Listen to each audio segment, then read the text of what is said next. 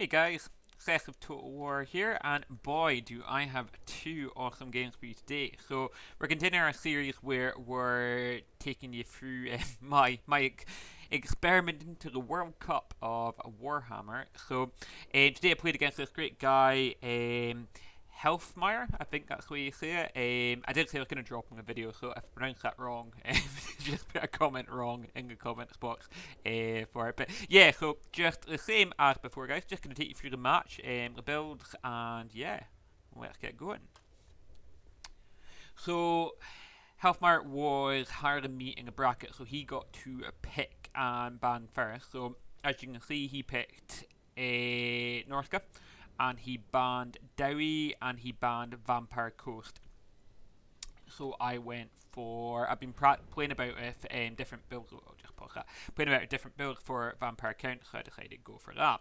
So we're playing on MP Alpine, which, if I'm being honest, I love this map because this map, everything's a surprise. Like, you don't know what's coming, and then suddenly, woof, oh, you're right on it. It's a great map, I think, for melee-based factions. So perfect for Norska, perfect for Vampire Counts. So I'll take you through my army first, and I'll take you through my opponent. So we had 1, 2, 3, 4 zombies in the front line. Just chaff, just to take up the Berserker's rage. Kind of just give them something to chew through, basically, rather than my good units. For the next line, we had Skeleton Warriors. We had 1, 2, 3 Graveguard with great weapons. I was kind of like in two minds what to do build wise. I didn't know what he was going to go. So part of me wanted to go kind of monster, but I was like, Norska are actually pretty good. I don't know if they're expert in taking out large, but they're pretty good at taking out large.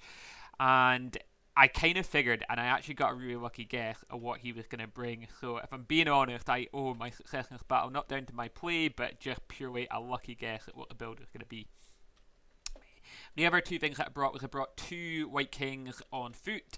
I brought them with the Scarab, Scaife Scarab, or whatever the shit is called. Yeah, it's not going to let me see it. I still need to figure that out. And I bought Vladdy Boy. Last thing I wanted to do was I probably could have gone for air and just like gone around the battlefield poking and stuff, but I actually thought Vlad and Foot would be better because they wouldn't. He wouldn't be able to like bully him about with the mammoths and stuff, and particularly the mass changes that happened. So and even the knockdown changes. So even if Vlad got knocked down, yeah, he won't be taking any damage, but he will be able to still fight. Plus, he has a couple of decent skills, so he just kind of regenerates himself, which lets me dedicate my magic elsewhere. And I knew it was going to be a pit fight. Like, it wasn't going to be a mobile fight, it was going to be slog out in the centre. So, for the flanks, what I went for is I went for 2 units of Blood Knights, the other one is hidden over there, which I'm about to show you, and I went for 3 Dire Wolves. Now, I put these Dire Wolves out in the open. I was actually kind of hoping if he went for Marauder Horseman that he was going to be like, you know what, I'm just going to go away and poke this on the side. But I had my Blood Knights in the forest there, so the idea was Blood Knights were going to move up around here, and then, surprise, maybe when he was distracted here, come out and attack that. But the reason I went for 2 Blood Knights was I want to make sure I didn't answer for if he went large. So if he went Mammoth, if he went Familiar, if he went even Trolls. I needed some sort of answer for it.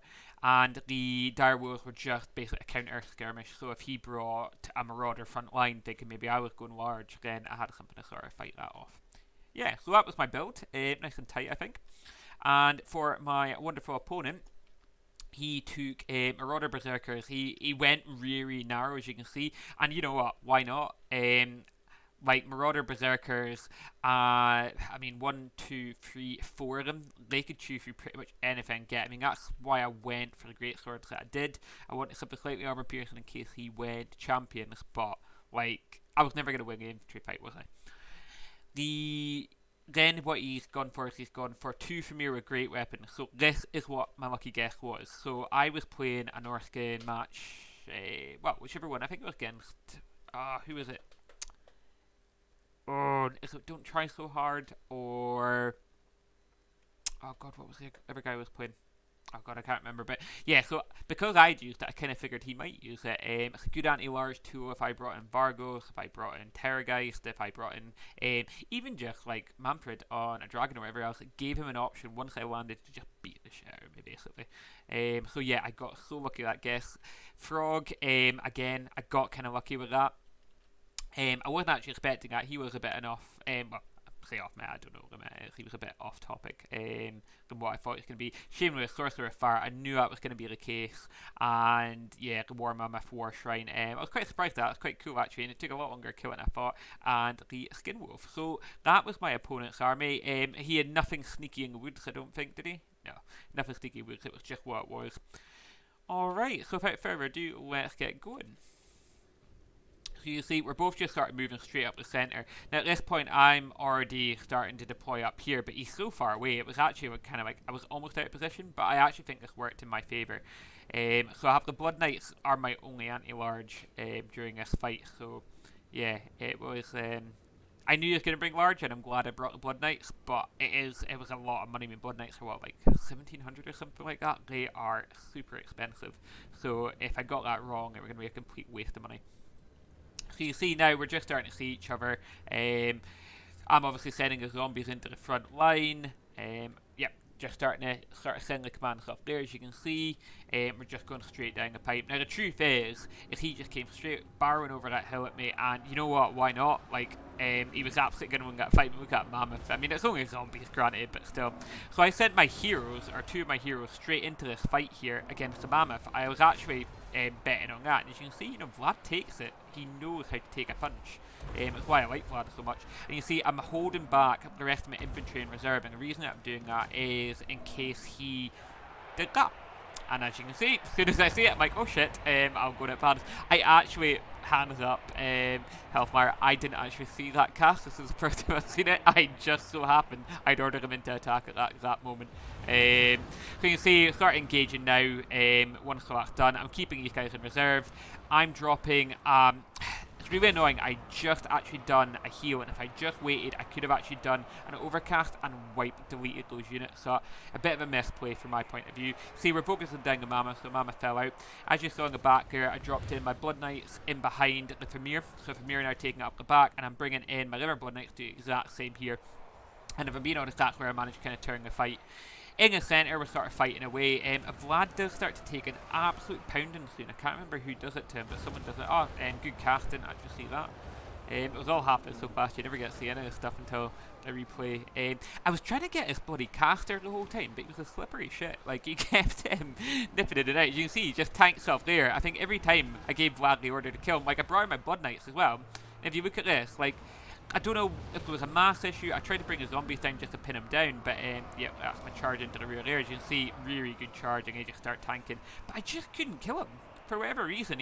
I was really struggling to pin him down. See, for me here, pretty much broken, and the War Mammoth still taking damage, but Vlad starts. Where is he? Somewhere in here. Oh no, it was not Vlad. It was my White King starts really taking some damage, and I can't remember. I think he might kill my White King, or has he already killed my White King? Yeah, sorry, he already killed off one of my White Kings, so I brought my second one over and do it. But you can see here, we managed to break off the left flank now. I actually used the dogs to chase off the Helfmyer, which are now shattered at this point. And then I could send my second Blood Knights, which are really good health, into here. And I'm using my liver dogs to chase off these Helfmyer. I was not taking any chances of them coming back, because if they had come back, it could have been a game changer. And you see, now we're sort of focusing down on this. Unfortunately, he puts down a burning head here. I just react too slow. You know, I hat off, get a good cast. I was a bit of an Egypt for putting it in there, but, you know, it's what it is. So you see there, that's the Helfmyer continuing to break off. We're still focusing that down. I now decide, right, I'm finally going to get his wizard. And there he is. So Vlad starts beating down the wizard now, which is really, really good. But yeah, it's just a pit fight now. And honestly, just didn't have enough left to win that fight. I'm basically ignoring Frog, because Frog's just fighting infantry. I'm focusing on a War Mammoth, the wizard, to make sure there's no more fire, flaming skulls, or flaming heads. Flaming heads? Yeah. And yeah, then I start focusing down a Skin Wolf, but it's not long, and I can't remember who goes down next, or is it Frog? Yes, Frog I actually go for next. And yeah, you see a pop, Master of Beguilement, so dropping his melee attack so Vlad can just get in there and do the dirty. And yeah, that is pretty much going to be it. It's not long now, and then Army Losses starts kicking in. I think once the Skin Wolf breaks off, that's it, Army Losses goes. Yeah. So well played. It was a good build. Like I said, I feel I just got lucky with my counter build, and yeah, but really fun game actually. It was nice because I've been playing a lot with vampire counters recently, so it was nice to actually from a build to work. Cool, so let's just break the build down. So, see Daddy Vlad here, damage dealt 1200 in HP, but financial damage just 2400, which is excellent, really, really good performance from him. White Kings weren't quite as powerful this time around, particularly this one that I lost. I think it was the Skin Wolf that killed him, maybe a Frog and the Skin Wolf teaming up in him. Zombies did their job, but I'm going to look at stats here. The Graveguard with great weapons, I actually think they did okay. Like, there was a couple of burning heads in there where I lost quite a few of them, so I have no doubt when I check his wizard, he did really good damage. So, but yeah, I think they were the right pick, if I'm being honest. Fighting against, they weren't fighting high armored units though, so that's the only thing I might have changed. Because actually, maybe could have gone for shielded guys. They just last a bit better, but hey, I won. I'm happy. As you can see, the MVPs of the match were definitely the Blood Knights coming in. Although actually damage-wise they were less than Vlad, what they took out was the Helfmyer, which is what won me the fight. If the Helfmyer had still been in that fight, I would have lost it. And yeah, doggos, they did alright. To be honest, I was a bit sloppy with the dogs. I saw blood in the water and I was like, oh, I've got them now, I've got them in a surround. And I just kind of left them in fighting. Luckily, there was still 2 units left at the end to chase off the Helfmyer, but if I'd been sloppy, I could have ended up with a Helfmyer breaking and not actually had anything chase them down, so I did get a bit lucky there. And if we look at my opponent's army, so Frog did well. Well, he did alright. I think the problem was Frog just couldn't get a fight he wanted. I don't think he really wanted to fight Vlad, but realistically he wanted to be fighting these 2 guys, or maybe even, I can't even remember if he gets a bonus versus large, maybe even fighting larger units. Wizard did a really, really good job, so the actual value damage was low because of how cheap my infantry are, but if you actually look at the HP pool damage, that's quite a bit. Managed to do. The Skin Wolf I thought did really, really well. He took out my White King, or I'm sure he took out my White King. Berserkers, Berserkers are what Berserkers do. Really, really good unit. You see a lot of HP damage, but, they're fighting trash, so they're not going to get that much off the back of that. Premier, really unlucky. They still did. Look at the damage they did. They were taken out, halfway through the battle. So, such a good unit, in my opinion. Really, really good. And yeah, just a bit unlucky that I managed to get surrounding them. And I had the right units for it, or guessed correct, I should say. And the War Shrine actually did really, really good damage. So I stopped kind of focusing on War Shrine because he's just sort of trashy for infantry. I'm not too fussed about him. But yeah, did really, really good damage. So super chuffed with that. So that was game 1. So now shoot over to game 2. And in game 2, so this time around, it was my turn to pick and ban 2. So I picked Schwarzhofen map. Honestly, not for any particular reason. It's quite an open map. I was planning going a little bit thing with the greenskins, which, as you can see, I picked greenskins. Obviously, he went coast. He went vampire counts. And I banned Derry and Empire because I haven't really tested my greenskin builds against them yet, particularly Derry. So I wanted to go against them that I thought I could stand up against. But when we went VC, I was kind of oh shit. I don't know what I was hoping he was going for. I don't know, maybe Tomb Kings or something. But I was kind of like, nah, it's alright. I'll put in a couple of things in place for it. So go for the build. So on the flanks, we've got 2 Forest Goblin Spider Riders with Archer variant. My kind of idea was to kind of poke it. If he had any flank harass, poke at that. Poke at big monsters as well with the poisoning that and just kind of weaken them off. Front line, I went gobos with spears, just something to kind of take the initial hit, something to fight zombies, and they'll actually trade really effectively with zombies. Went for my leadership, I went for Skarsnik, he's got the anti-large, and he's also got, I can't remember what the spell's called, but it actually drags in, so the kind of idea is that you drop this hex on an individual unit, and what it does is it drags in the let's say the Lord that's maybe hanging in peripheral, forces him in a rampage. So that was kind of the idea. And then he's also got a bonus for large, which I thought I brought a really decent anti-large army, but yeah, not enough. And yeah, next line and I also brought the Black Orc big bosses. So the reason I brought 2 of these, and as you can see, I brought no magic, which hindsight might have been a curse. I maybe should have gone for a goblin with Vindictive Glare, and I actually maybe could have actually focused on these banshees. So something to think about for next time I do a Vamps versus Greenskin build. But the reason I went for them too is I was very conscious of a lot of fear and terror in his army, and these guys will buff up within, I think it's 40 meters or whatever else. They'll give your troops immune to psych if you select that. So that meant that I wasn't going to get a terror right off the bat of like the Mortis Engine or whatever else. That was really important because I figured if I terror rated, he'd probably scoop me up with dogs, and that would kind of be the end of it. For the next line, just Orc Boys and 2 Trolls.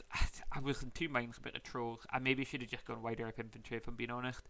The reason I went for Trolls is I wanted something I could put down a Vargo, something I could put down Mortis Engine, because as you can see, I went for no missiles apart from these in my build. And a couple of Orc Boar Boys just to give me a bit of battlefield control. They'll trade effectively most of the undead infantry. Rear charging, they'll cut them apart. They've got armor piercing as well. 2 Savage Orc Biggins just to exactly deal with any large that they brought, because I figured he would go large against his army, which he did to a degree, but my build just didn't work if I'm being honest, and he played well, don't get me wrong. So that is the green skin build. For my opponent, he brought 1, 2, 3 zombies, he brought 2 direwolves, he brought 1, 2 crypt horrors, he brought 1 blood knight, he brought 2 Listerns, which is really good, and Graveguard, and he brought 2 Banshees, Henrik Kemmler on a horse, Mortis Engine, and a Vargo, and that was what he brought. So without further ado, get cracking. So you can see we're just sort of posturing up just now. On this side here, I decided just to start poking away at these guys. I don't think they will catch me, not with me applying poison. But I start like redeploying my cav quite soon because I'm kind of like, right, it's going to put a bit of pressure in here. And I thought, right, easy target. If I can distract them somewhere else, I might be able to get in these guys. Decide to bring in my Goblin Spider Riders around the back. The kind of idea was to actually poke at the bigger stuff he had. I was hoping to draw it off. Not necessarily kill it, but just draw it off. As you can see, I come out. The thing I missed, and the thing I actually missed when I was talking talking you through his army, was the Blood Knights. So this was a big mispick for me, and you'll see I get absolutely crumped in the flanks here with that. So I go in for just a full-on attack. In my mind, I've got the anti-terror, and I actually, stupidly, I wanted a blood fight with vampires, which is just thick if you ask me. You see here, charging the zombies. I actually had an opening here. I should have pushed on towards the Vargolf and taken him on, but I didn't. I was beginning the Savage Orcs. I was trying to leave them back because I wanted to focus on that. You see, that's then pushed off there. His doggos on the left flank are pushing them off, and I do consider charging up there, but I decide not and decide to come in and support the flank here. You see I commit the Savage Orcs on the Vargolf, trying to take them out. That's me dropped my bonus first large, me dropping my WASP, so I really think I'm going to be able to blitz through this front line. But you see, the front line, it just tanks it. It really does. I mean, don't get me wrong, I feel like I'm winning the infantry fight, although I'm losing at the Crypt Horrors there. I thought that would be enough, but once all my buffs wear off, it's me versus Mortis Engine, a Vargolf, and I just could not get on him. No matter what I did, I kept clicking towards him, but my Trolls couldn't get on him, my Savage Orcs couldn't get on him, and he just sat there, and you can see, like, I'm just taking perpetual damage across the line. I see Kember is quite weak, he's been taking a pounding from the Savage Orcs. So I bring in the Orc Boar Boys, thinking I can beat him off here, but Squiggity, he does actually manage to push out. You see the Blood Knights come back in that flank, fight me off there. I'm trying to like recover here. Unfortunately, I forgot about these guys, kind of left them out, and I forget about my Goblins for quite a while. If I'm being honest, I was kind of like dumbstruck at my big push here. I didn't net anything. I didn't kill anything.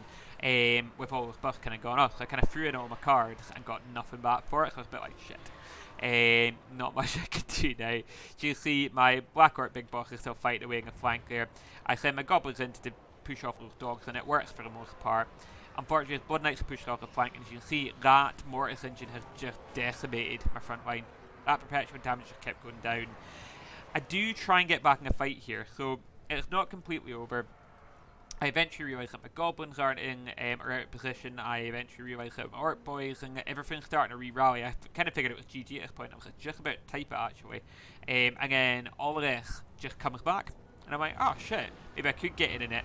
But, and Scarsnets just started tagging through, and we actually managed to focus down the Mortis Engine. But I think here, if I remember right, I just try and get everything down in the Mortis Engine. Oh no, I do decide to try and attack on the right flank, and we're focusing it down, and it is starting to finally take damage. We are getting there with it. His doggos have now beat me at the back here, and more is like coming back. If I zoom out, you can see, unfortunately, he's chasing on patrols here. A bit of a a mispick from me. These guys could have been screening him out. And yeah, we're trying to weaken him down. Trolls are back in, but again, you see that immediate sort of mortis effect is just weakening me further and further. And I'm so close to getting him down. Like, if I could have gotten this about, I don't know, a minute ago, 2 minutes ago, Jesus, not even 4 minutes. Wow, he beat me in 4 minutes. And that's GG right there. So yeah, that mortis engine, it was just, like I said, I threw everything in that one big blob fight. And I thought I'd win it. I thought I would just tank through. I thought I would get a Mortis engine, getting a Vargo, the Savage Orcs would just rip everything apart, and the Senate would break. Once his monsters were gone, that was it. It was game over. But yeah, that is not what happened, as you can see. So yeah, let's just go through the build, or the performance. So Skarsnik I think did alright. He didn't do that much monetary. He didn't really do that much damage, but he wasn't there for that. He's a small character. He's quite difficult to hit. I think he's classed as infantry size, and yeah, I just figured he'd be good for the stats and that. And I did actually cast. The reason why in that last part where you saw Kenmare was out in the flank, and I pointed out like I was going to go and charge him. I actually hit that hex, and he ended up going straight back in. Unfortunately, I maybe should have picked my time a bit more. Should have done it in Mortis Engine. Mortis Engine wouldn't be able to pull out the way it did. But c'est la vie, you learn from these things. A Black Orc Big Bosses did fine. Like I said, maybe would have gone for magic now. I should have really gone for magic. I could have weakened down the Banshees. I could have taken down the Mortis Engine as well. Really a bit silly, actually. One would have been enough, because all I needed was for that centre fight. I didn't really care if I lost the flank fights. My Goblins did well. They did what they were meant to do. My Orc Boys, did what Orc Boys do. Orc Boys are pretty shit. And my Savage Orcs, you can see, were like the damage dealers. They did, look at that, 1400 damage, did really well, but I couldn't keep them in the fight long enough. That was the problem. My Boar Boys, I lost one. The other ones, you see, didn't do that much damage either. I would have been better cutting them and going for more infantry, but obviously I don't know what he's going to... not more infantry, sorry, going for archers, giving him something to force him to pressure, because he only had 3 pressure units, so while he was pressuring that, I could have got my Goblin Spider Riders in amongst him and kind of messed up around his larger stuff, but again, hindsight's a great thing. Trolls really didn't do a job. The thing is, it was a really short match, so he crumped the core of my army in one space really, really quickly. So my hat off to you. Helfmyer, you did a really, really good job. Great build. You can clearly see that's your main, by the way, with that one. But yeah, absolutely crumped it. I was speaking to him after, and I was saying to him, I was trying my hardest to get that Mortis Engine and just could not. I couldn't get on it. And he's like, yeah, it happened. So I'm clearly not the first victim of the Mortis Engine doomstack here. As for Helfmeyer's build, so Kenmare, as you can see, was just there to buff up. He was there for magic. He didn't actually do any heavy lifting whatsoever. Banshees were alright. They caused terror, pushed them off, which, to be fair, I did actually counter with the Black Orc Biggin. So they didn't actually do what they meant to do, but, full health. They went towards the balance power and forced armor losses, so... Zombies did what zombies do. Graveguard did alright. From a value point of view, they actually did quite well. As you can see, the Blood Knights did a really, really good job, and it was something I didn't see when I was assessing this army. I didn't even see it when I was taking you guys through this build, which is quite funny. And yeah, they really did mess me up quite a bit, if I'm being honest. They weren't the thing that lost me the fight. They were just... I burnt out all my anti-large on them. I didn't really have an answer for them after that. Doggos, to be honest, Doggos are a bit mixed. Like, if I look at the Doggos versus my guys, I would say he out-traded me on points. But, our skirmish units did pretty much the same job and same sort of value. His... whatchamacallit? Oh god, Cryptors. Cryptors did alright, actually. I was quite impressed with Cryptors. They're obviously regenerating, so they're regenerating the whole time. I'm not saying they did crazy values, but they held that front line and they stopped me getting us around them, which was really good. Vargulf, again, was everything I just could not get on. It was really, really strange. And that's maybe where I needed that magic, was just to trim out the infantry so I can get to the bigger stuff, but I did try and get him as well and just couldn't get there. But I didn't respect the Mortis Engine. And you can see there, look at the damage it did. Same as the Blood Knights. So it's effectively the same as a Blood Knight unit. And its actual value damage was higher. So definitely the strongest unit in the game. Between them and the Blood Knights, they actually killed. You get 12 6,400 gold or points, however you want to call it, to build your army. And if you look at these guys, they took out a third of that just by themselves, or nearly a third, before anyone corrects my maths. So yeah, really good, great guy to play with, really nice, and yeah, that's it, guys. So the journey continues. I've got technically I've got 4 more matches to play, but one of the guys from the bracket that we're in knows maybe we'll get a hold of, so I don't know what we'll do with that. They'll bring in someone that maybe didn't make the cut, or they'll just invite someone else in, or they'll just drop it and it'll be a 9 in our group. I don't know which, because you could do 9 and still have like the best 5 go through.